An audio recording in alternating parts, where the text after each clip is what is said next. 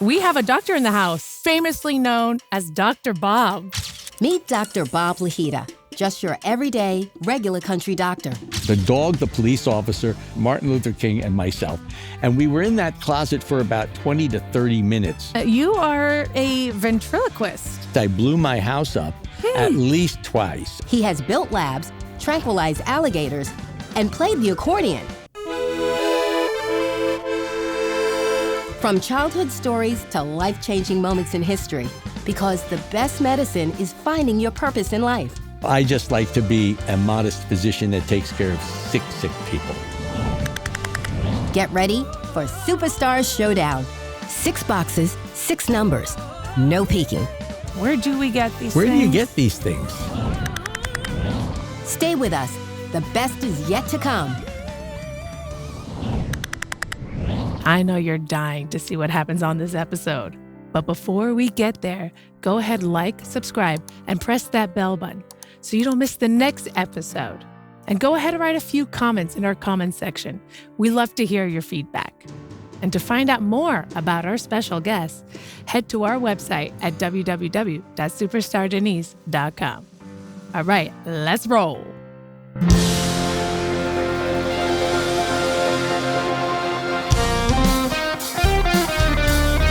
Superstar Denise. Superstar Denise. Superstar Denise. Superstar Denise Show. Welcome, everyone, to the Superstar Denise Show. I'm your host, Denise, and today we have a very special guest with us. We have a doctor in the house. Thank you. This gentleman here has been practicing medicine for over 50 years. He's a specialist in rheumatology and immunology. He has written and edited 16 books, now working on a 17th. Yes. So many years of experience training other doctors. And he's also the host of the Health Frontiers with Dr. Bob. So let's welcome everyone, Dr. Robert Lahita, famously known as Dr. Bob. Welcome to the show. Thanks, Denise. Thank you very much. And I know you're a very, very busy man. So we were super happy that we have this opportunity to talk to you, to get to know you better.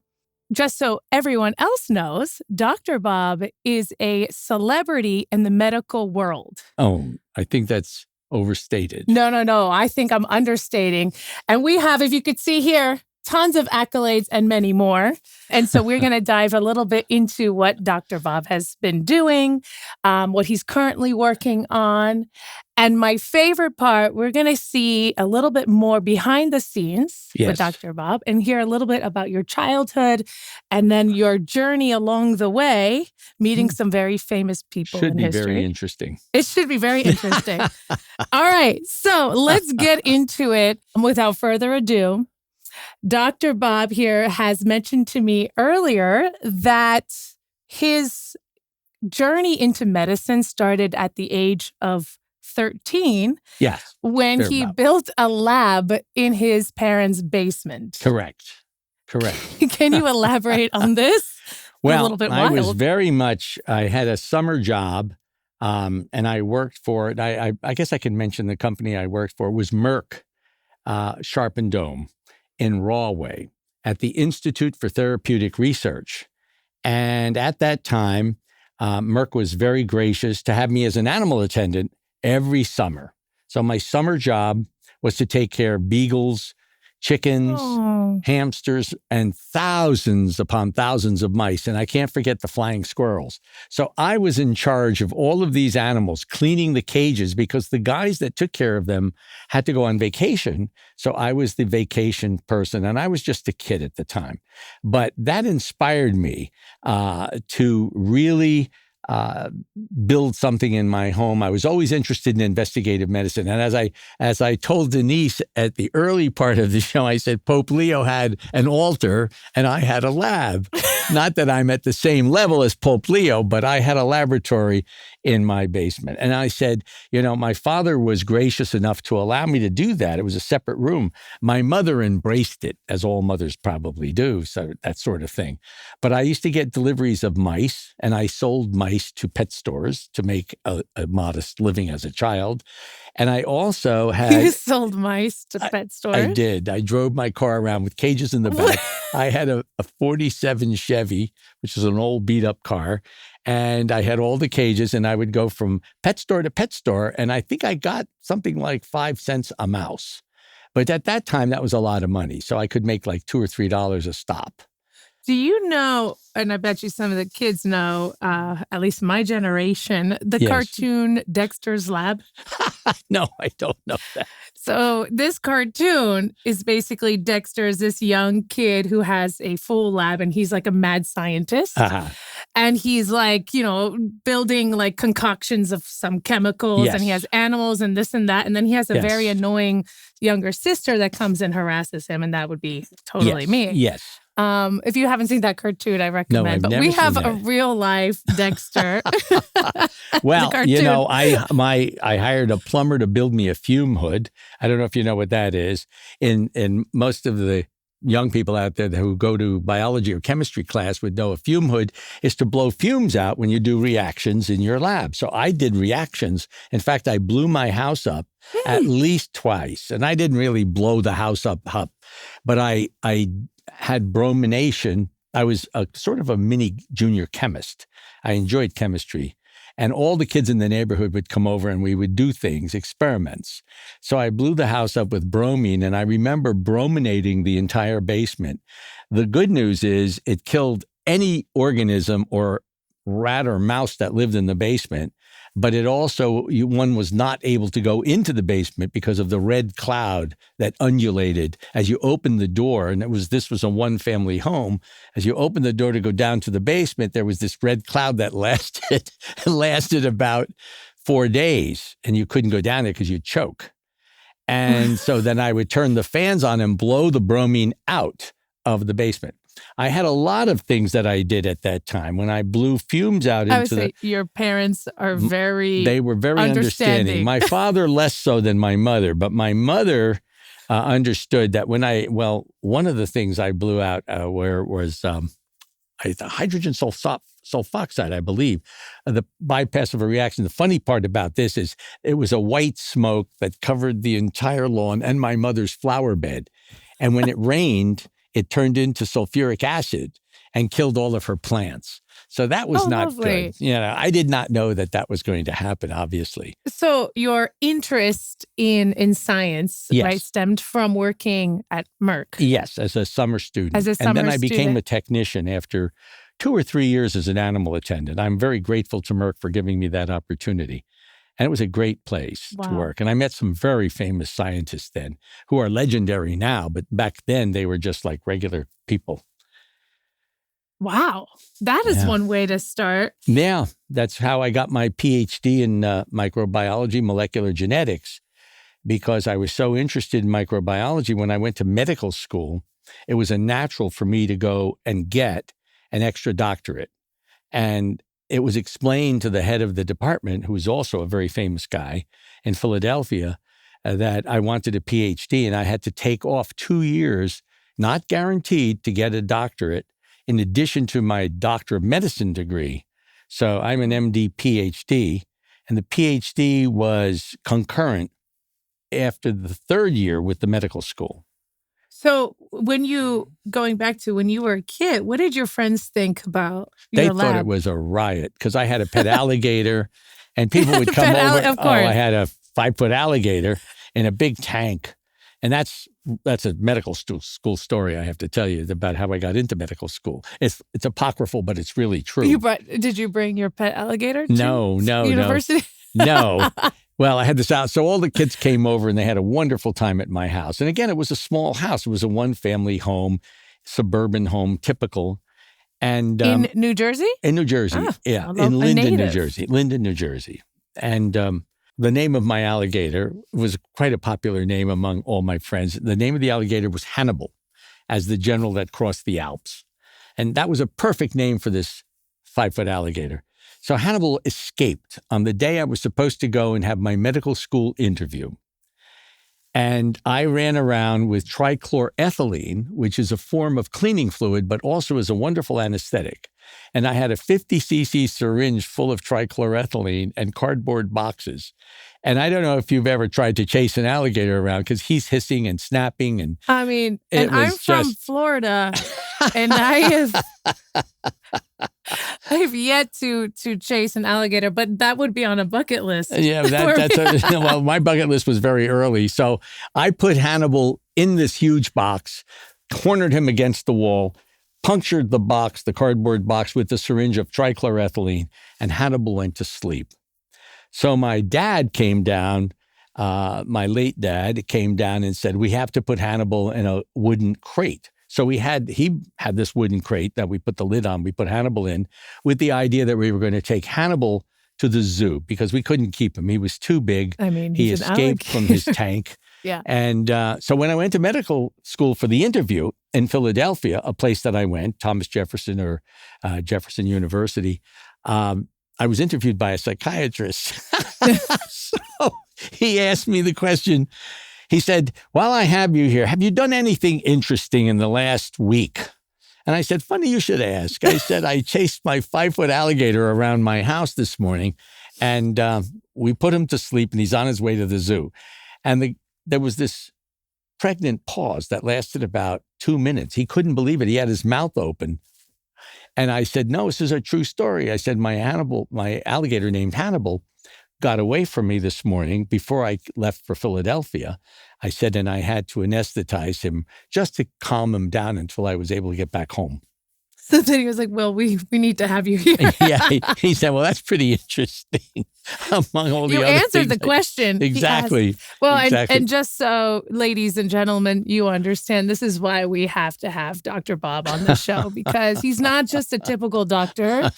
You know, for the most part, we think of doctors as very kind of like stone cold, straight-laced, you know, not exactly the social butterflies, but meeting you through doing the podcast here, yes. your podcast, we just saw a lot of character, and we're going to discover more as we go along with this interview. That's fun. But well, it's good to tell people that, you know, these are interesting things that happen. So if you have a child that's into building his own lab, take advantage of it and really entertain that and give him free rein. Although, Denise, I think that if I did today as a child what I did back when I was a child, no, it wouldn't work because people would deliver chemicals to my house. Crates of mice and rats would come, and my mother would welcome them at the door. She was very supportive. My father, less so. He thought of me as kind of, what do we have here?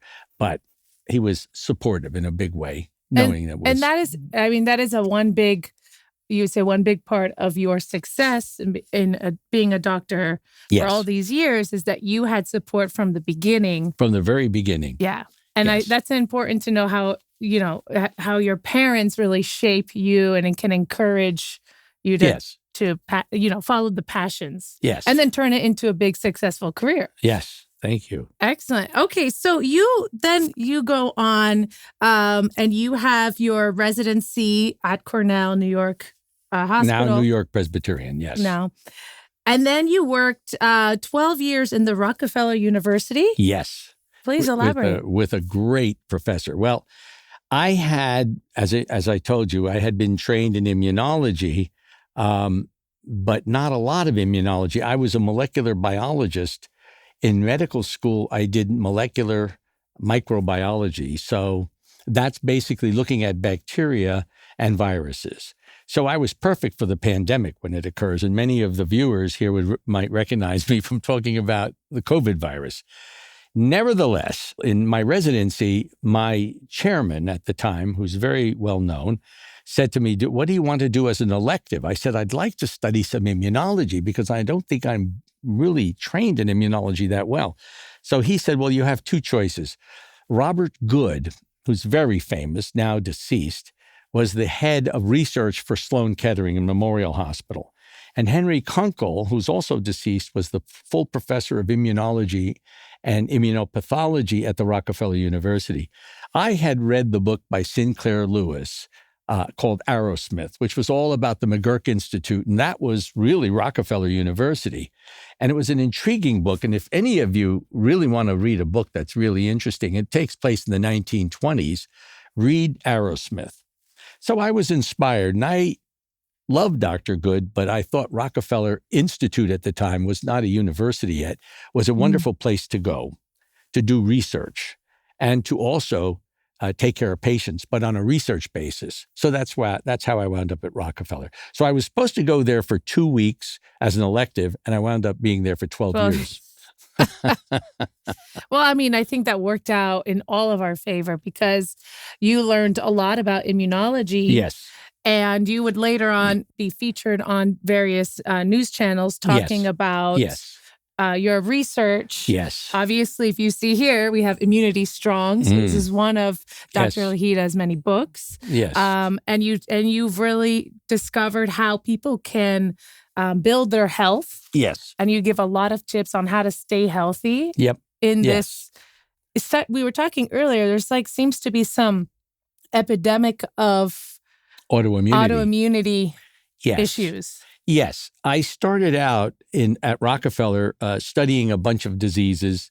One of my favorite illnesses, which is a horrible illness for those of you out there who may have it, is systemic lupus erythematosus. Hard to describe and hard to pronounce, but it is a serious illness of young people, mostly young women. So I worked in the lab studying that condition, and I worked with Professor Kunkel. And I don't know if you know how the Rockefeller University works, but it is a university based on disciplines. And so immunology is one department, and it's headed by a very distinguished and well-practiced scientist. So Kunkel was one. There were many others, like Macklin McCarty, who with McCarty and others had discovered how DNA works, for example. There were many, many famous Nobel winners, and I worked both in immunology, and I spent a lot of time, I spent time in Dr. Darnell's lab, which was the place where leptin was discovered, which, as you know, is big with lipid metabolism, fat, understanding cholesterol and how that works. But I also worked with Jack Fishman, and I have to mention Jack Fishman and Leon Bradlow, both of whom are deceased. Jack was the discoverer of a drug that we use today, which I don't think he ever thought was going to be successful, called Narcan. Narcan is the drug that we use for drug overdoses to save I'm not going to say hundreds of thousands, but millions of lives, people who overdose on heroin, fentanyl, and we use it in the field. And I dare say that every police department in America, every policeman knows how to use Narcan and has Narcan in their trunks. Well, Jack and I worked together on the sex hormones and autoimmune disease. And he was really a remarkable mind. He was a great mind, as was Henry Kunkel. They were great minds, and this was at Rockefeller. And I also had the pleasure of doing research at the Rockefeller Hospital, and that still exists today. It's a very special hospital just for medical research science. And I knew the Rockefeller family, and I had taken care of several members of the Rockefeller family at that time. Now there's several generations later. Wow. Yeah, it was a very interesting experience. That's a really amazing experience. It is. And obviously shaped all your research today. Yes. So I want to, before we continue on the next segment, I'd like to give a little bit of attention to our video clip. So the producer and I came to your house. Yes. And we were looking through a lot of your various memorabilia. Yep. So let's just take a moment and take a look. Hi, Denise. Welcome. Dr. Bob. Good to see you. Oh, thank you for coming to my man cave think tank, whatever you want to call it. Oh, and let's start it. So this, Denise, is what I call the 9/11 wall. And it seems that this is the 25th anniversary of that tragic day. And I had a major role to play. I was very proud to play that role as a doctor on 9/11, both on the Manhattan side and on the Jersey City side. And you see here, for example, a photograph from one of my paramedics, which is like the iconic photograph taken by, I believe it was the Bergen Record, where the guys are lifting the flag up over the wreckage. The rest of these are citations, People magazine, letters from the president, the governor, and so on and so forth. But I'm so proud of this wall because that was a very special day and a very special event that we will not forget. So Denise, welcome to this office, which is where everything happens. I call it my nerve center. And basically all of my books, my writings, and a good deal of my clinical research is done through here. And you can see all the computers. We have quite a number of them actually, and data management is here. So this is the desk where I write. That's the other desk for the computer. There isn't actually enough file cabinets for me, so I keep a lot of my research files on the floor, which is the subject of the current book I'm writing. It's lost in It's here. really cluttered, and I apologize for the cluttered nature, but it is a lot of fun. And lining the walls, you'll see my house staff. I've been teaching residents for, well, I guess about 46 years. Teaching residents. And all of these classes, many of them took photographs, which exist on the walls, groups, and various and sundry characters over the years. And also places where I've been and lectured with plaques and such. I could spend like weeks here just wandering around and finding new things. Yes. I did see a very interesting Picture of me with my dogs. Well, behind that, the sculpture. Oh yes, Like the take wrestler. a moment, the wrestler The over wrestler. here. That's the story of man's argument with man. And right here, we have Oh yes, the we heart. have antique scale, a pharmacist scale, and this is a plastic heart which I use to teach stuff here that's spiritually rendered me from Carolyn. Oh, this is nasal spray. My goodness, but that's for winter time. This is a place where one does research and one writes. If you're a writer, you need a wealth of information. Now, much of it is on computer these days, but the walls are covered with books for over the years. As I have written textbooks, edited textbooks, and written a number of other books, I often use what's here. And there's a lot of humanism in these walls. And as you know, I've been a scientist for over 50 years. But the humanistic part of medicine is based on philosophy and ethics and morality, much of which I have written about. And a lot of it is in these walls.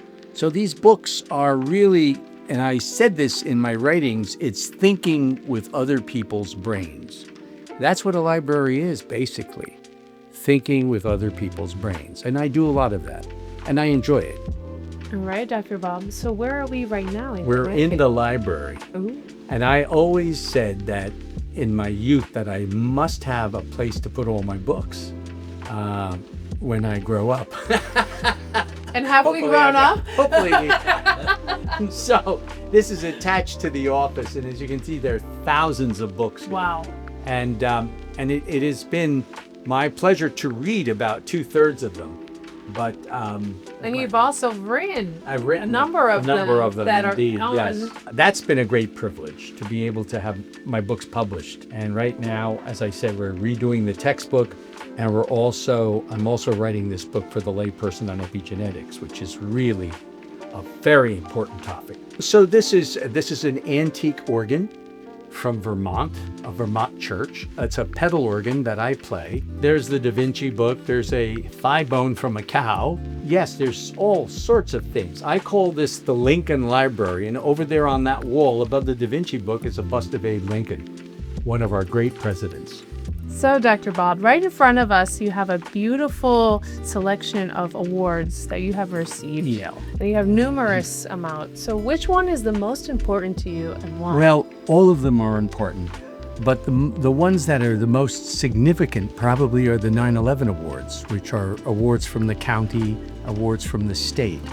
And that's followed by the Arthritis Foundation Awards, a Lifetime Achievement, being a Master of the American College of Rheumatology, an award from the Asturias section of Spain on my work with lupus research, from Saudi Arabia, Abu Dhabi, the United Arab Emirates, and a series of gavels from my years as chairman of the board of this or that group or this organization and so on. Memorabilia. And I had nowhere to put it, so I went to an antique store and I bought this case, which is perfect. It was a china cabinet for somebody, but I had to put these things somewhere.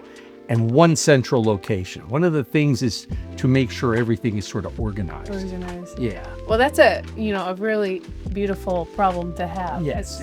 To need space for all your awards. Yes, so yes.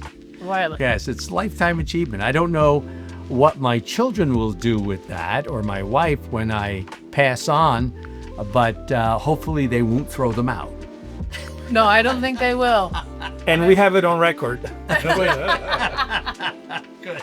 Are there any particular books that you are drawn to more? Well, I like nonfiction, historical pieces. I also like historical novels and biographies like that of, say, David Rockefeller or the Rockefeller family or Frank Sinatra's life or the history of the royal family. Stuff like that, which is really, really interesting. Obviously, you're very busy, but when do you finally get around to writing this fiction book? Oh, I will get around to it after my epigenetics book is done and after the textbook is finished. Then I'm going to write Are you the book. going to incorporate like a dramatic storyline? No, I'm going to actually talk about my experiences in the past years of my life, which includes 9/11. This is the 25th anniversary, very timely time, the pandemic, and various things that have happened. I've lived through, I'm old enough to remember multiple assassinations of leaders, presidents, famous people. And I've been extremely fortunate to be part of a lot of stuff that goes on in the New York metropolitan area. Here you go. Oh, the pool man. Have a shot. Bingo. Oh, wrong ball. So this is the real man cave part. This is the man cave part. Yes, the sporty part. There you go. There we go. Now I noticed this staircase. Yes, this is my double helix, DNA helix staircase. As one has. Yeah. Okay, this is Bonita, my instructional skeleton. And I had a real bone skeleton before this, which really drove everybody a little crazy, especially my lovely wife, who's rather spiritual. So real bones don't go well here. Anyhow, she had a number of priests and other clergy bless that skeleton. And finally, that skeleton was taken by a priest to a burial ground in the state of Michigan. And so my other real skeleton has been buried, and this is an instructional plastic skeleton, which is much better for everybody concerned. The other skeleton was good at Halloween, but this one is equally as effective on Halloween as the other one was. As we bless her. Yes. A lot of interesting stuff. Very fascinating. And does she ever speak sometimes? No. At the That's 3 another thing I o'clock in do. the morning? No, I have hand puppets, and I do that for children. Of course you do. Yeah. Why wouldn't he? That's a real fun thing for my Oh. grandchildren and for other children. When I have the hand puppets of crows and ducks and all kinds of things, it's a lot of fun. No, we didn't get the privilege of. No, and that's a whole nother show. Stay tuned. So these are my puppets, hand puppets, which I use around children, and children love them, don't they? Yeah, they do, and it's a lot of fun. So how often do you bring them out? Not very often. The little kids have grown up now, so I just bring them out when I have my friends over and they've had a lot to drink, right? Right. Oh. We should have had a few cocktails too. And I feel like there would have been more to the party. Yeah, that's right, right? Very good. And you're from Mexico? That's true. Okay. Okay. Well, that was wonderful. And you have a beautiful house. Thank you. Well deserved. Thank you. So some of the things that we saw was that you have a very interesting autograph stamp collection Yes. by various presidents. Yes. And others. And exactly, and the famous others. people, Louis Pasteur and, people that a lot of people don't know, but are very famous, Pope Pius XII, Queen Victoria, lots of very interesting characters over the years. Jack Kennedy, Nixon, Bobby Kennedy. So he has their etc. signatures on these stamps. Yes, It's I just do. very interesting. How did you get into collecting this? That's a good question. That started when I was a child, too. I was in my maybe 15 years of age, and I took an interest. I knew a guy down the street who collected autographs, and I figured I had to do something different. It's not, autograph books are really kind of fun, and most of that was movie stars, ball players. I have a lot of ball players. You had to do something different. But The I had them alligator wasn't enough. autographed. I had them autographed stamps. This was an investment. So these autographed stamps and covers are really, really very special. Sometimes one of a kind. That's incredible. Yeah. It's like you're documenting history. Yes, that's what As it is. important. And my children love to look at this stuff. And I don't know about my grandkids right now, but my children certainly are very interested in this. We loved looking at it. It was Yes, was yes. very interesting to Yes. see. You also mentioned that you saw JFK speak in Newark. I did. Well, he spoke on the steps of Newark City Hall, and his host was Peter Rodino. I remember this vividly. And this was when I was very, very young, and I took a train from my home with my Super 8 camera. And I couldn't get film footage of him because the crowd of people was so dense, even though I was up front as a little kid. Mhm. But I was to President JFK, John F. Kennedy, I would say I was about 10 yards away from him. And I remember him vividly standing there, very handsome man. And he had an open top car. And on the roofs, which I don't know if many people know, there were snipers to protect him. Obviously, the Secret Service, et cetera, was not as robust as it is today to protect our presidents. But we did have Secret Service, and they took care of Jack Kennedy. And I remember seeing Jack very, very close up, but I did not meet him. Wow. I did not meet him. Bill Clinton, President Clinton, did meet President Kennedy because he was I guess a youth Democrat from Arkansas at the time, and went to the White House and had the opportunity to shake hands with. But I did meet Jack's brother, Bobby. Yeah, during medical school. Yeah, first year medical school. I'm wearing my short white coat, and Bobby Kennedy is campaigning for president in Philadelphia. And you know how the streets in Philadelphia are very narrow. So he's coming down the street, and there I am in my white coat, and I'm waving, and he stops the car and opens the door and says, hop in. And I sat next to him for about a block. And I said, boy, this is a great honor.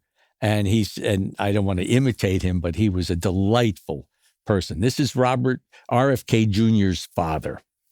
And I do have his autograph on a American Block of 4 of the Justice Stamp, because remember, he was the Attorney General during JFK's term of office. Very delightful guy. You know, we saw this show. There's a show on Netflix. Yes. So it's 11/22/63. That was the date of the assassination. And it was about the assassination. Yes. And the main actor is James Franco, I believe, in the show. Yes. And he goes back in time to that period. And the idea was that he was going to stop the assassination. Oh, boy, yes. And it's a whole show. I recommend it. We were watching it like from the start. We just... Oh, I have to see it. It's on Netflix. It's on Netflix. It was very, very cool. That'll be very interesting stuff. It was, yeah. So, but you were in history already. Well, at that part, yeah. Not at that moment. It was but just such a minor thing. But in retrospect, it was a great memory to have. And I never forgot meeting Bobby Kennedy. I did see Jack. I met Bobby. And when I was a Boy Scout, I was an Eagle Scout, And when I became an Eagle Scout at the age of 13 or 14, Eisenhower oh my God. wrote a letter of congratulations. And I tell that to people, they can't believe that. But he did, Ike. And I remember Ike I never met him. I never saw him, but he wrote this beautiful letter which was very nice, congratulating me as an Eagle Scout. Wow. Do you still have that? I don't think so. I may have it somewhere in my files, but there's a couple of things that I looked for, but that was so long ago. You also, interestingly enough, mentioned that you got locked in a closet with Dr. Martin Luther King. Well, everybody knows that. Yes, himself. Not everybody. It was in the New York Times. Our audience now are going to learn. You're going to know this. This is an interesting story. And I just had lunch last year with Martin Luther King Jr. III, his son. Wonderful. I had the opportunity to meet Dr. King because at the time, many of your older viewers would remember that Martin Luther King was not considered a person that of great stature, even though he was a brilliant guy. He came to speak at the university that I was at, and I sat in the first row. And at the beginning of his speech, there was a bomb scare. And at the time, police came to this bomb scare. They had already been there for him because there was a lot of commotion about his talking before the student body. And at the time of the bomb scare, this police officer with a German Shepherd came to me, and they put me in the side, I guess you'd call it a proscenium, side closet of the stage. And Dr. King came there as well. And we closed the door. The dog, the police officer, one other student who I can't remember, Martin Luther King, and myself. And we were in that closet for about 20 to 30 minutes discussing things like segregation. And I didn't know who Dr. King was. If I had known at the time that this was the great MLK, I would have said, holy cow. But at the time, I was just a little kid who was talking to one of the greats of history. Yeah, I mean, a true superstar, right? Yeah, he was a true superstar, indeed, Wow. and very memorable. I remember, there's no copies of the speech that he gave that day because the university authorities were looking for it, the people, but the New York Times covered the fact that there was a bomb scare because they covered the news that he was giving a speech. And what he said to me in the closet or in the proscenium was, it was a Catholic university. And he said, any Catholic university that honors a guy named Martin Luther deserves all the credit in the world. And I said, that's pretty witty, I didn't and that think was of that, Dr. King. Yeah, it was really sharp. I mean, not many people can say they've been locked in a closet with the great, or they've met that's right. Bobby Kennedy, Eisenhower wrote you a congratulations. Yes, he did. So you're a walking history. I like to think that way, and I try to imbue my grandchildren with this stuff, but I don't think they really listen to me or believe me. It's a new generation now. They're caught up with TikTok and Instagram and all of that. But before all of that, there was real history happening, and you got to be a part of it. Yes. So that's incredible. Oh, that was only the early part of history, and as time went on, as you know, I'm sure you're going to talk about that stuff. So after, as we went through your house, we also noticed there was a big wall, what you call the 9/11 wall. Yes. And 9/11 was a huge, catastrophic day for everybody. Yes, Very sad day. Very sad. Especially for Americans. And you have a big part with the aftermath and helping out. Yes. And so you have this big, beautiful wall dedicated to 9/11. Yes, so I do. Please elaborate. Okay, so in 1990, my family became emergency medical technicians, EMTs. And they said to me, hey, you should become an EMT. And I said, yeah, but I'm a doctor. I said, there must be a special training program.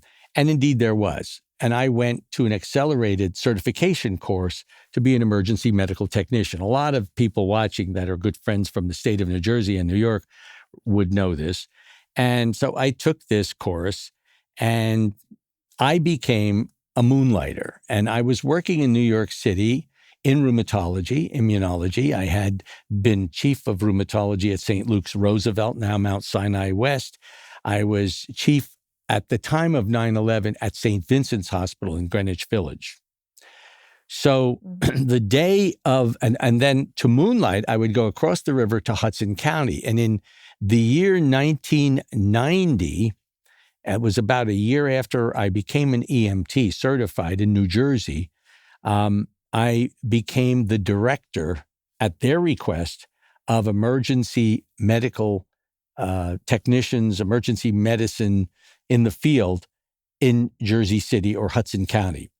Hudson County, Jersey City sort of ran the paramedic program for all of Hudson County. So that paramedic program, I was the medical director of. So I would come over across the Hudson River a couple times a week and just meet with the EMTs and sometimes give refresher courses and stuff to the paramedics. So then everything was going well until 9/11, 2001. And that day, I was on my way into the city to park my car at St. Vincent's Hospital, which is at, I think, 6th Avenue and 16th Street. And then the plane, I took the PATH train over to Manhattan, and I was running a clinic. And I had 2 patients, I remember, and the nurse comes running in and says to me, "You know, Doc, something terrible has happened." Now, St. Vincent's was like a quarter of a mile away from the towers, and a plane had hit the towers. And I said, "Well, it must have been a traffic helicopter or a traffic plane." I mean, nobody could imagine Couldn't be a passenger. that a passenger train. jet would hit one of the twin towers. And so then she comes running in and says, and I kept taking care of my patients, and she says, "Well, you're not going to believe this, but another plane hit the second tower." And I said, "Oh my gosh." And then I knew immediately it was terrorism, because I was giving a talk on germ warfare and stuff like that to the paramedics and EMTs. I had this canned talk that I gave. So I hopped on the PATH train because that morning was election day. I couldn't drive into Manhattan because of all the traffic. So I parked in Jersey City at a lot near Journal Square, and I got back on the PATH train. I remember coming out of the tunnel, I could see it now, with the towers smoking, like 2 big candles. And the people on the train had no idea. And I said, "Look out the window." And they said, "Oh my gosh, what is that?" I said, "Some planes have just hit the twin towers." So I went to my car, and my car had all this first aid equipment in it. And if I had parked in Manhattan, I often said I probably would have driven down to the towers to help. But fortunately, I was in New Jersey, and I couldn't get through the Holland Tunnel, which they had closed. So I went to the pier, the Jersey City Pier, the York Street Pier to be exact. And the rest is history, as we say. That day, I set up the field hospital. People came across the Hudson River. That afternoon, the late Mickey McCabe and I, he was the head of EMS in Bayonne, New Jersey, we got 2 trauma nurses, drove my SUV and 20 ambulances and drove through the Holland Tunnel to the scene. The towers had already collapsed. That was the afternoon. It was about 2 p.m. And again, we spent the next week back and forth. I went by tugboat, and we had barges full of patients coming to the York Street Pier, which was, by the way, a condemned pier at the time. And it's very historical. It was quite a traumatic experience, to say the least. But you came through and you used, you were able to rally up other medical professionals and get there. It was extraordinary. Our radios did not work because the tower, the South Tower, I believe, had the big antenna on it for the 2-way radios that we all carried. So I basically had no phone service for a while, so I couldn't call anybody in my family to tell them where I was. There was, of course, the rest of you out there know what happened. It was a commotion. People never forgot it. But remember seeing it on TV. Exactly. And I got runners. I told some policemen, I said, "Go and run to the hospital or drive your car up there and get some help. We need stethoscopes, blood pressure cuffs, oxygen tanks." We needed all of that. I had oxygen in the back of my SUV. I had a wrench that disappeared, had never been seen since. The oxygen tank ran out of oxygen very quickly. I had surgical tools. We finally had paramedics respond who put tarps down, and the tarps are these, like the rug here. The red tarp was for immediate use, and the green tarps were for minor injuries. The red tarps were for serious advanced life support. The black tarps were for the dead bodies. And Wow. we laid people out. And in Manhattan, they had about Beekman Downtown Hospital, and there's a movie on this ER 9/11 emergency room where they use the same kind of mass casualty system to identify who was dying and who was not dying. And I had a train by the mid-afternoon, early evening. I had trains of ambulances. I had other doctors who had responded. So you organized the whole thing, and everyone we had followed so suit. much. Yeah, so that's how I have the 9/11 wall, because the president beautiful. wrote me and People magazine and all this stuff. There's a lot of publicity at the time. Yeah. It was a really interesting time. It was very devastating and very, very traumatic for all of us. But yet you were able, in a way, to bring some hope to the situation. You saved lives, and you were able to bring together a community. Yes. You were really a first response team. Yes, that was first response at its best. At its best. Because people came out of the woodwork. You have no idea. Restaurants delivered food to us in the middle of the night. I said, I need stethoscopes. A truckload of stethoscopes arrived. It was extraordinary. And I used to get emotional talking about this because it really brought people together like never before. That is amazing that you were able to put it. It sounds like a scene from Pearl Harbor.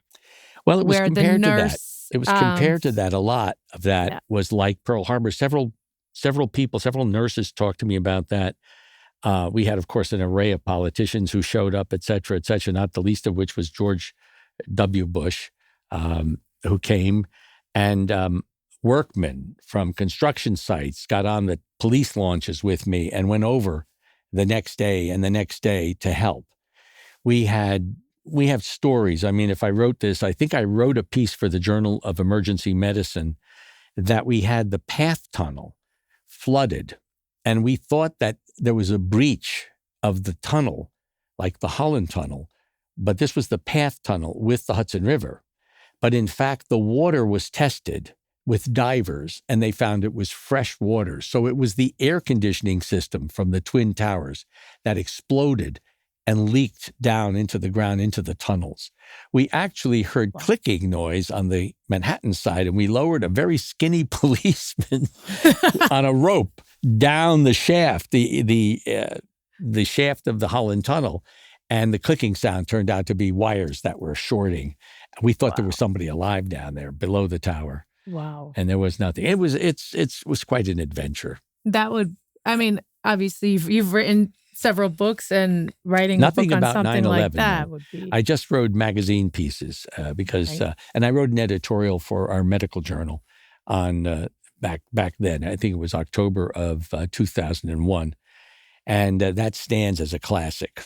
You wouldn't be considered a superhero or a superstar if you didn't overcome like such challenges. And you had a moment where you had to make a decision and get organized during this catastrophe of 9/11. During this catastrophe, I never knew it was going to be as extraordinary as it was, or as a part of history. Remember, I was in a clinic taking care of, I remember a young woman with scleroderma of one leg.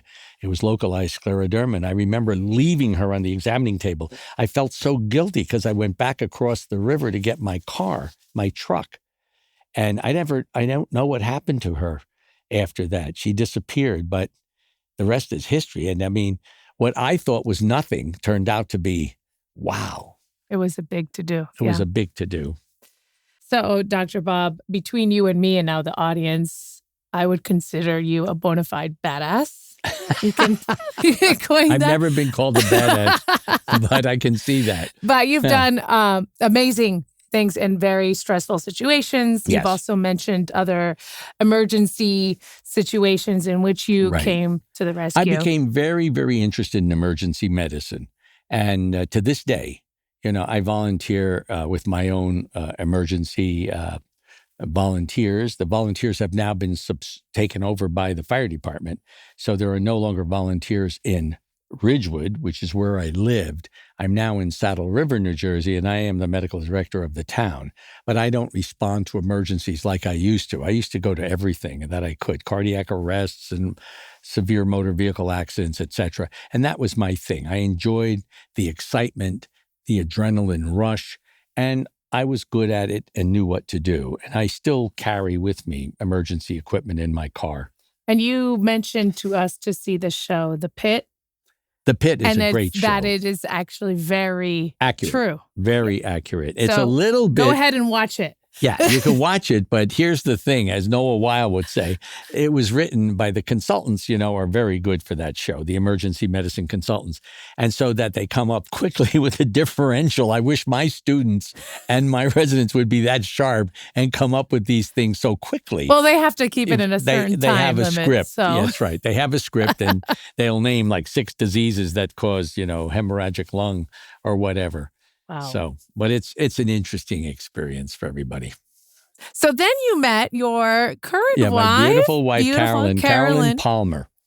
She's kept her name, and she's the most gifted artist. Incredible. And she actually made this bust of William Osler. I had asked her to do this. He's the father of internal medicine, and many doctors have copies of this bust. And she's made far more interesting sculptures. Including the Frank Sinatra in Hoboken. In Hoboken, yes. And one for London, England right now she's working on. And Mother Nature, which is yet to be unveiled. And we had the pleasure of meeting her, and she is a riot herself. Yes. Hysterical and so much fun. Yes. So I can imagine your home is anything but boring. Never There's boring. Huge sculptures. Never boring. It's like a museum. Thanks to Carolyn. And she is, she's really an amazing person. And we joke about this, but this is true. We fit right brain, left brain being my brain, her brain being left brain. She's ambidextrous and a perfect artist. She can sculpt anybody in great detail. And she's one of the most famous sculptors currently in America. And how did you guys meet? Accidentally at a concert. At a concert? I'll leave it at that. It was a concert I had at my home. I won. This is what fate does. I won this concert in a raffle with the New Jersey Symphony. Wow. And this chamber orchestra showed up, and I charged $50 for everybody to come to the concert, which I donated. Which was in your home? In my home. I donated it to the Wounded Warriors. And we made a lot of money for the Wounded Warriors, which is a great charity. Absolutely. And there was Carolyn in the audience. So it was wonderful. And when you saw her, did you just have these I just sparks? Said, whoa. Well, I think at the concert, I talked to her, but I really don't think that was the first date. I think the first date came later. Okay. And I'll let her talk much about more that. about that. We'll just have to have her on the show so she can fill in the gaps here for us. Yeah. Beautiful. So through all of this history and research and experiences, both good and bad. Yes. We have mentioned that you have written several books, and you have a latest book right now coming out called The Biological Soul. It's in its very early stages. The Biological Soul is extraordinary. And I'll leave it at that because I don't want to tip my hand there. We have editors, and I have an agent that's working with me. And I've written the whole book. But of course, when it's in its early drafts, it has to be reformulated, and it may be too complicated for the general public, so it has to be simplified a little bit, just as I did with Immunity Strong. To talk about the immune system is very difficult because it's very technical. And the same thing with the Biological Soul, which is largely about epigenetics, or the genetics of gene expression and how it affects our behavior. Yes, you can find this book on Amazon. Yes, you can. All the books on Amazon. All of the books are still on there. Amazon. Yes. Easy to read. Yes. Excellent. Yep. All right. So this is the fun part for me in particular. I love to get to know the guests on a more personal level and find out things that maybe the general public doesn't know. Well, there's a lot of things that the general the alligator really threw me in for a loop. But... So you have several other hobbies, obviously other than medicine, and you are a ventriloquist, it says here. Yeah.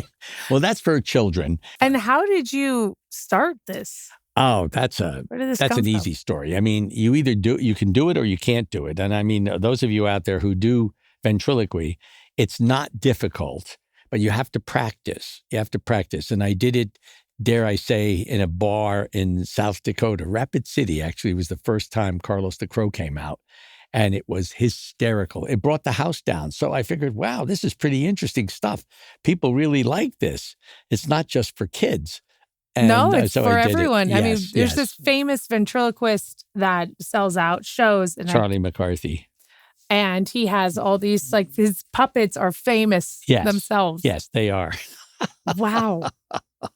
We mentioned that you also obviously collect rare autographed stamps that we talked about. That's right. And this is going to be really fun. You play the accordion. Yes. Well, that's correct. And when I was in medical school, I went through medical school playing at a hotel, which was subsequently closed because of Legionnaire's disease. It was the place where Legionnaire's disease was discovered. I played the dining room, the hotel, which I won't mention because it may prevent people from going to the current hotel, which is on the site and different name hotel in Philadelphia. Okay. But I went to lawn parties. I played at people's bar mitzvahs, at weddings. I played all sorts of stuff. And the Union League, the Naval Base, I can remember. And I made money to support myself through medical school. My parents helped me, but they were, low middle class. And my father being a fireman, my mother was a school crossing guard. They were helping me with tuition. Because remember, I was in school for 6 years. I took 2 years off to get a PhD. And so that's how I supported myself. And where did you learn how to play the accordion? Oh, I took lessons when I was a kid because my parents were immigrants from Eastern Europe. And my father was born there. My mother was born here, but her parents came from Eastern Europe. And that was the instrument. That was the street instrument that everybody played. So that's why I became an accordionist. And I learned from the age of 5 how to read music. And then the rest is history, as we say. Played for many Oktoberfests, you can imagine. Many, please, I would love to see this. Many events. Indeed. Well, fortunately for our viewers and for myself, you brought your famous accordion. I bought one of them. Yes. One of them. I was looking for the small one today, but I couldn't find it. I had several others, but I brought the actual one that is electronic. However, you're just going to hear it without the electronics. It's a beautiful sound. It's a beautiful accordion. Oh, we can't wait. Yeah. We can't wait. All right. So let's play, shall we? Can we get it? Let's do it. All right, ladies and gentlemen, we welcome Dr. Bob on his accordion. Shall we?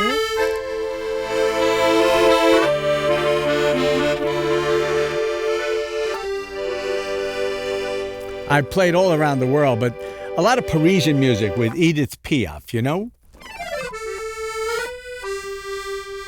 This is how you serenade Miss Carolyn, don't you?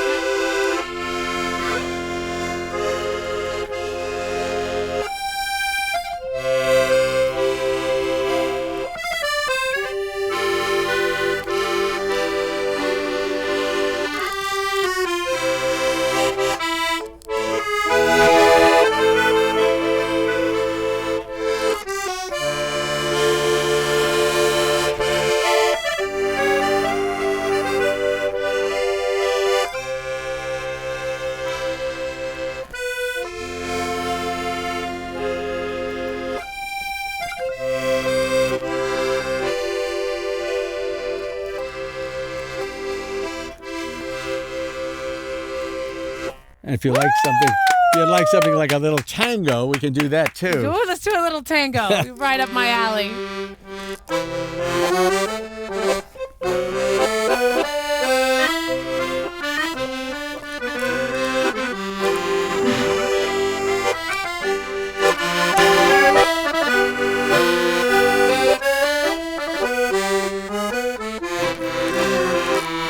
La cabeza.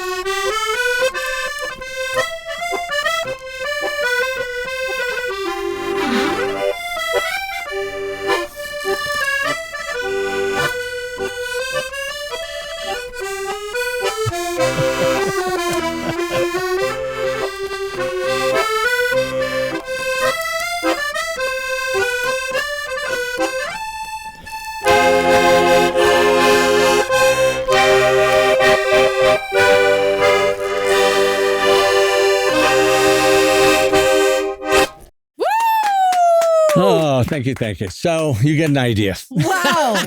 I wasn't expecting all of that. When was the last that's time you just good played? stuff. About 2 weeks ago. Okay, so you I still play keep this for in some just for people. myself. Well, and now everybody who's seen this. Well, now the whole country is going to see this, but no, I play for myself, and I get sheet music, and I learn new songs, and I can be. Somebody asked me to play at a dinner, I would do that just for friends, or I would play the piano. Remember, this is a keyboard. This is called a Beautiful. piano accordion versus an bandoneon. A bandoneon is with buttons. And Okay. in the Ukraine and probably in Russia, other parts of Eastern Europe, the bandoneon is popular. In France and in other countries of Europe, the piano accordion. And so this allows me to play the piano or the keyboard. And the only thing one has to do is taper the left hand, which is here, the bass. The bass with the buttons is the way I was brought up. But on the keyboard, I learned to play the clef. And I'm pretty good at the clef so that no one could tell the difference, but I would love to be able to play the left hand on the piano a little better and read Wow. music, classical music, for example. Wow. So this is something that occupies your brain, and makes you want to your do things downtime. in my downtime. Between hours of 3 and 4 a.m. Yeah, that's right. So you play beautifully. Thank you. This accordion, you have medicine. Is there a connection between music and medicine? Yes. Music and medicine is very popular. You'll find that a lot of doctors, a lot of my colleagues, I used to play in a band called the Nodes, as in lymph node, and we played, and over perfect. the years, I played in many, many bands with keyboard. Much today, the accordion is coming back because of salsa and because of Latino music. And I've like Bésame Mucho and all that sort of thing. I play all of that. And I have electronic feeds with MIDIs and amplifiers that make it sound like a full orchestra, actually, when this thing is plugged in to everything else. And I have a travel accordion that I take with me to like Europe. I played on the Ponte Vecchio, below the Eiffel Tower. And actually, the funny story is that I opened my suitcase and I'd be playing and people start throwing euros in my suitcase. And when they find out I'm a physician, they come back and take their euros out. That's it. Nobody And then wants they ask, to. well, I have this thing here. Yeah.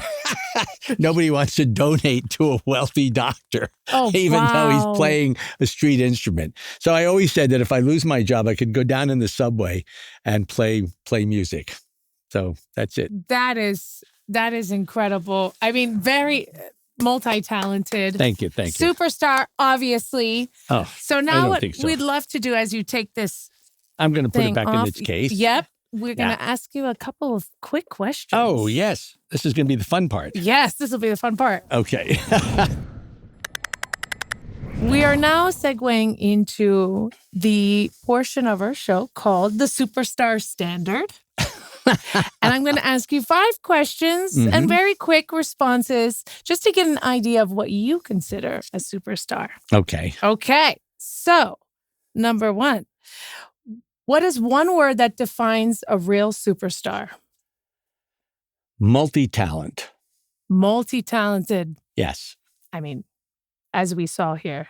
Well, not Multi-talented. me. But multi-talented people. There are many who sing and dance and play instruments, etc. Always being curious too, right? Yeah, curious. Okay, number 2. What is more important, fame or impact? Impact. Impact. Yes.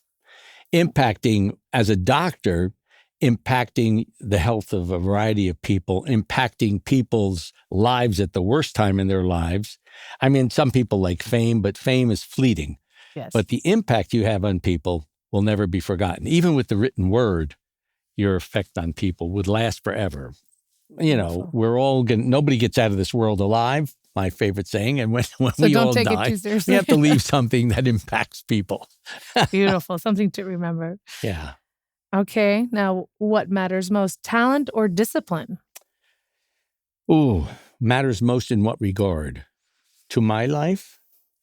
I would say to the general public, to the audience who's listening here, for those who are trying to discover themselves. Yes. Okay. Discipline leads to talent. Discipline is important. You're never going to be, some people have natural talent, like my beautiful wife, Carolyn, has a natural talent. This is a gift. Her ability to take a piece of clay and make it into a being, a spirit, but, that takes discipline. It takes a lot of time. It takes a lot of patience, and it's corrections constantly. Same thing with writing a book. You really need the discipline to sit down. You've heard of writer's block.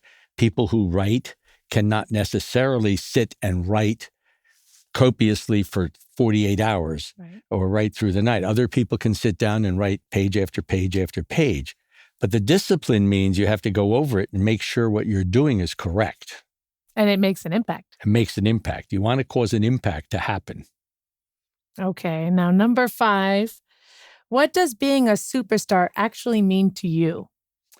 Well, first, I don't think I'm a superstar. I think I'm just a regular country doctor. This is what my boss used to call himself, and he was like a Nobel Prize winning candidate. He said, "I'm a country doctor." And I said, like teacher, "No, you're not a country doctor." But anyhow, I just like to be a modest physician that takes care of sick people. And I'm very lucky to be able to do that. You are. And you have created a name for yourself. You have impacted many people's lives. Really important. And you've also brought a lot of joy through your personality, your charisma, your musical abilities, your stories, beautiful storyteller. Yeah, thank you. Thank you so much for doing this interview with us and taking your time out of a busy day. My pleasure. All right, ladies and gentlemen, we are heading into my favorite segment of the show, the Superstar Showdown, where Dr. Bob and I are going to play some game that I don't really know, and we're going to see how this plays out. See who's the winner here, the showdown. Stay tuned. Superstar Showdown. The Medical Mystery Box. 6 boxes, 6 numbers, no peeking. Denise and Dr. Bob take turns choosing a number. Once a number is chosen, they flip the 1-minute hourglass, then reach inside the mystery box. Their challenge is to describe what they feel without ever saying what it is. The player with the most points at the end wins. Let's begin. Round 1. You get just 3 words to describe the item. If your opponent guesses correctly, they score 2 points. All right, we're going to play rock, paper, scissors first to see who goes. Okay, go. Rock, paper, scissors, shoot. Rock, paper, scissors, shoot. Come on. Rock, paper, scissors, shoot. Ah. Okay. You win. All right. Win. Okay. So you go first. Number 6. Okay. Here we go. All right. All right. You ready, Dr. Bob? I'm ready. Let's start the first round. Here we go. Boom.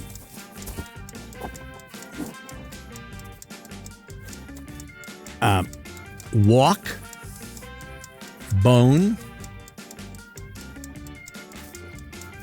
gout. Foot. You got it. She's got it. And ladies and gentlemen, a foot. A foot. A skeletal foot. We're going to grab it. Now that's a foot. That's a good I wish I had this to train my patients. Wow. Where did you find the foot? Where'd you get the foot? We chopped it off our neighbor. All right. My turn. Box number 3.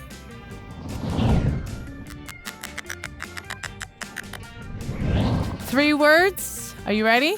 All right, ready.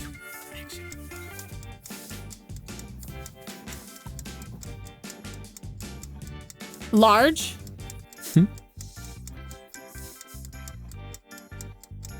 Cylinder.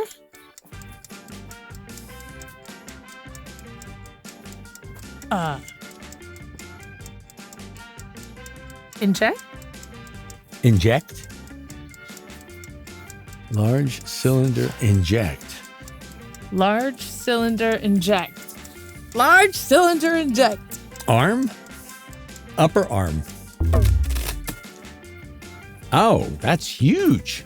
That's a syringe. Wow, it's a syringe. Oh, so I was right. It's a giant syringe, yeah. My God, where did we get I this? could have We never don't ask these I could have questions. never gotten that. No, because Wow. I've never seen one. See, something new every day. I don't Something know new. what you may need with this. Oh, I don't know. That would be for a horse's knee. Well, you know, sometimes bigger is better, right? Yes, you're right. Oh, I love it. Excellent. All right, we're going to continue. Yep. Dr. Bob, you're up. Round 2. Now you can describe the item freely, but you still can't say its name. A correct guess earns 1 point. All right, Dr. Bob, which box are you Number selecting? 4, Denise. Woo-hoo-hoo! Let's do it. What will be in this mystery Oh box? my gosh. It's just so over the top, isn't it? All right, ready, and action.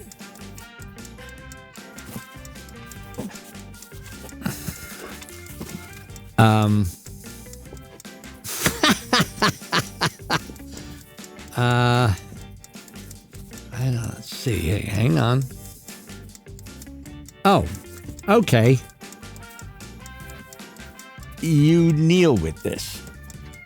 You kneel with this. Yes. You pay homage with this. A knee? Yes. Oh! It's the knee. It's the good old knee. Here What you do see we have? This is amazing. Where the hell did you get this from? Where the hell did we get this from? That's a beautiful knee. Boy, but I love to have this to teach my patients. That's a great Even knee. with tendons and everything. It's got everything. Got the synovium. The works. I have patients, when I inject their knees, they always want to know, where am I putting the needle? I can show them right there. You know what's interesting? Very weird fact about me. When I was a kid, I went to the doctor, and you know how they do that hit, that like the hammer to the knee? Yeah. My leg didn't move. Ah. Oh, I do Zero. that all the time. I do that in my No part of my movement. physical. So I was like, all right, I'm going to pick box number 5. Box number 5. Woohoo! Wow. Okay. It's a beautiful Okay. box, huh? All right, are you ready? Let's do it. And flip it. Okay. Okay, there's a couple things here. It's like a squishy. Oh. It's for your blood pressure. Oh, okay. It has a long I know. cord? Yep. A sphygmomanometer. sphygmomanometer. Wow, That's it. that's why you're the doc. That's it. Sphygmomanometer. Okay, There you go. here it Better comes. known as a blood pressure cuff. So do I get points? Wow, you get the point. You guessed it. Okay. We can check. Does this thing work? Yes, it should. Wow. Where do we get these Where do things? you get these things? Round 3. Same rules, but now the pressure is on. If the guess is wrong, your opponent gets the chance to steal by reaching into the box and guessing by touch alone for double points. All right, this is round 3, Dr. Bob. Okay. This one's a fun one. All right. Chances of stealing.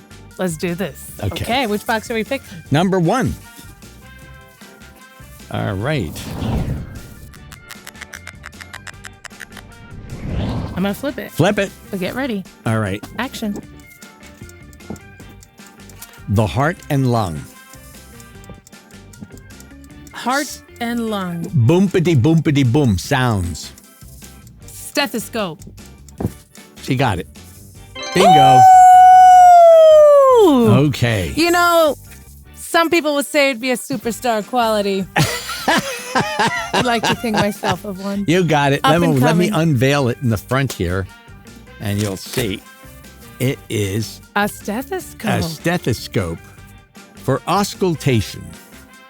Well, now you're just showing off, Yeah, Dr. Bob. I have to So do would that. I pass in one of your classes? Oh, absolutely. Like basic yes. for toddlers. Yes. Excellent. Okay. The last box of the evening. The last Box number 2. Shall we? All right, go ahead and flip it. I'm flipping. Action. It's sharp. Kind of metally. Mm-hmm. Pointy. Oh, could it be a scalpel? Mm-mm. I'm stealing it. Oh, God. Okay. Oh, a percussion hammer. Is it the thing for the knee? Yes. I was just talking about it. You were. Oh, see? Okay. There you go. Okay, let's see what it is. Yes, it's a percussion hammer. We use them all the time. Here it is. It's a beauty. So what is it supposed to do?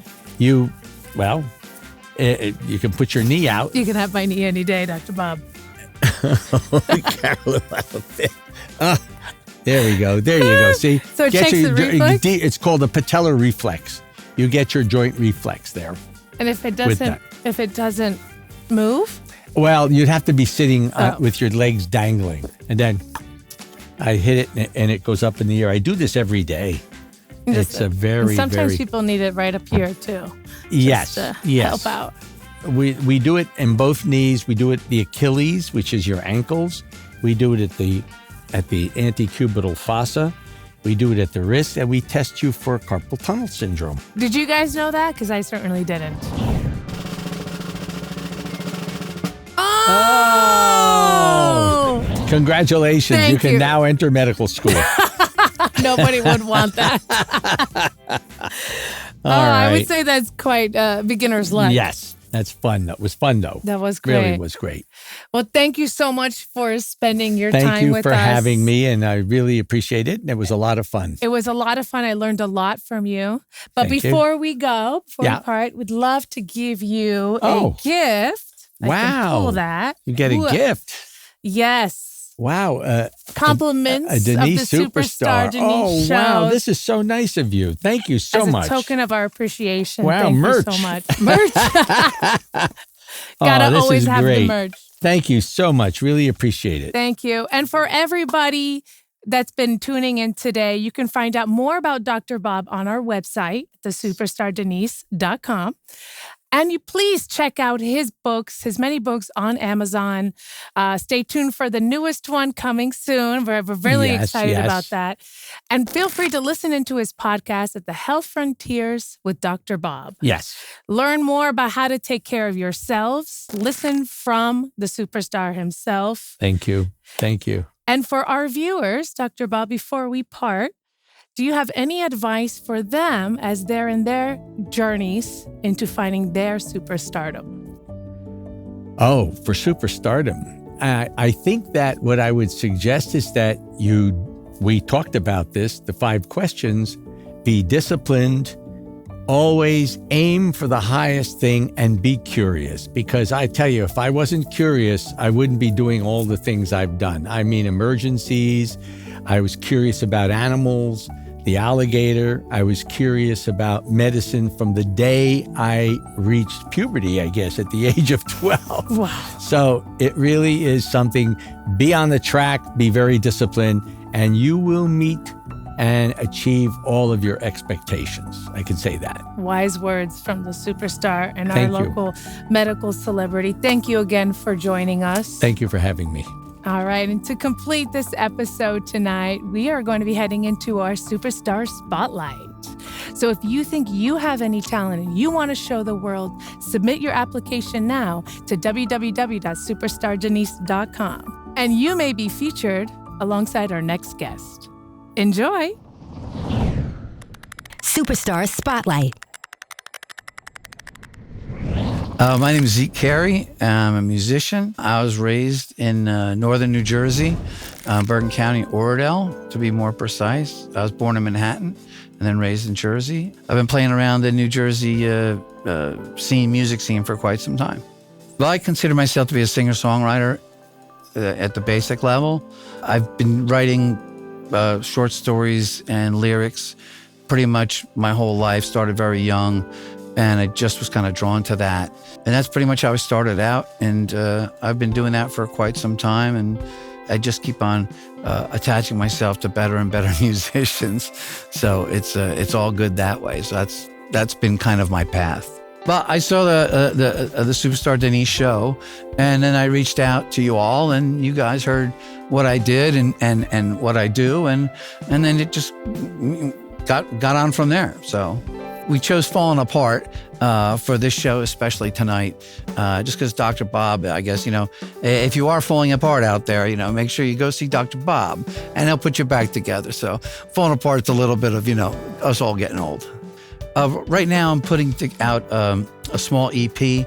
So I've got a couple of songs, more acoustic songs. I have a large band at any given time, but I wanted to pare it down a little bit and make it a little more, homey, so a little more acoustic. So I'm releasing a small EP called Guitarma, and I'm re-releasing some of my other early material, but I have a whole bunch of new stuff coming out. So I just thought this would be a great platform. I think our performance here is just about having fun and having a good time. I'm lucky enough to surround myself with some really good musicians, and we have fun doing it. I mean, if it's not fun, just stay at home, So we like making music happen in front of people for the first time. It's good to be seen and to be heard and to be listened to. We're all on all the digital platforms everywhere, our music, and the more you get in front of people's faces, just the better chance you have of just growing a little bit further, right? Superstars, that I shy away from that. But I like to hear that people enjoy my music. I always say this: if you can walk off the stage where you've just played, and everybody in the place, and you feel about this much higher off the floor than you did when you got there, then that, to me, 1/4 of an inch equals a superstar. You're floating above the floor for that 1/4 of an inch. You did your job. Everyone knows it, and it should be a good time. Hey, everybody, sit back and relax. You're ready to hear the Zeke Carey band play Falling Apart on the Superstar Denise Show. Just want to thank you, Denise, for having us to the show, and thanks to the crew here. Everybody does a great job. And you ready, boys? You ready, young lady? All right, here we go.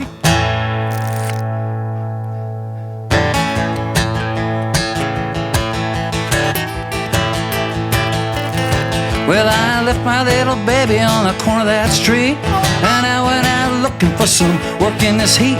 When I came back, my baby was gone. You left me sitting on that corner, boy, for too long. Well, I came back the other day, I gave that girl a call. She said, Johnny, I don't know who you are at all. When you were gone, I heard a different song. You left me sitting on that corner, boy, for too long. Well, but every time I see her face in those movies and those magazines, and I just can't control myself. I'm falling apart at the same. Let's go.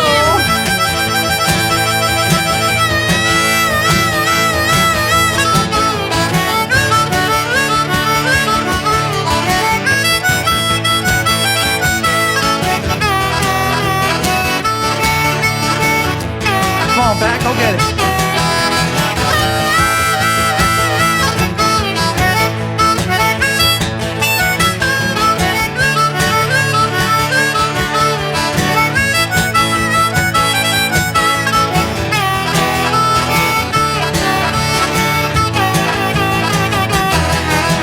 Saw my little baby walking down that boulevard.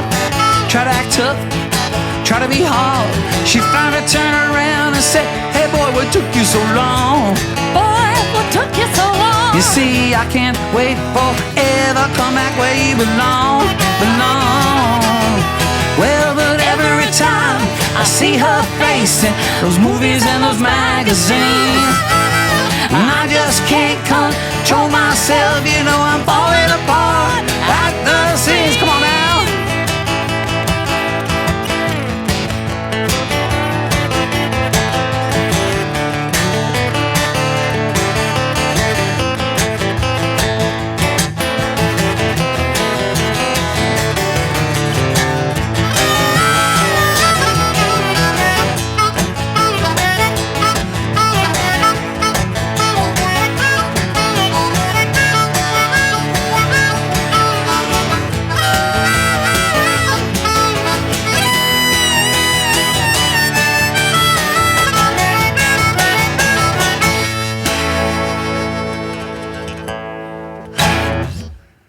Peace and love.